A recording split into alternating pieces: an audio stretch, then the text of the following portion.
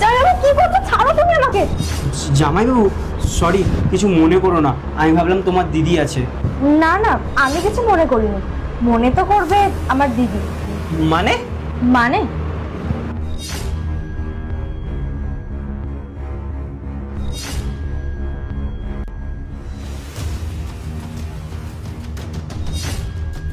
দিদি বলছে আমি তো অনেকদিন পর এলাম রে, তুই জানা ভালো কিছু বাজার করে নিয়ে আয় বাজার থেকে। আমার তো রান্না হয়ে গেছে। তুই কি রান্না করেছিস? শাহী পনির আর লাচ্ছি পরোটা। না না, তুই এক কাজ কর, মাটন নিয়ে আয় যা। তোর হাতের সেই মাটনটা, উফ আমার তো জিভে জল চলে এলো। যা না প্লিজ। হ্যাঁ সৌমি, ও ঠিক কথাই বলেছে, তোমরা দুজন বসো, আমি যাই নিয়ে আসি। না, আমি গিয়ে নিয়ে আসছি। তোমরা দুজন গল্প করো, এমনিতে বোন অনেকদিন পরে এসছে। আর আমার না মার্কেটে কিছু জিনিসও কেনার আছে। ঠিক আছে, আমি আসছি। ঠিক আছে, সাবধানে যাও। দেখলে তো আমার ট্যালেন্টটা কেমন? আমি একবার বললাম ও রাজি হয়ে চলে গেছে। সেটাই তো দেখলাম, তোমার কতটা ট্যালেন্ট।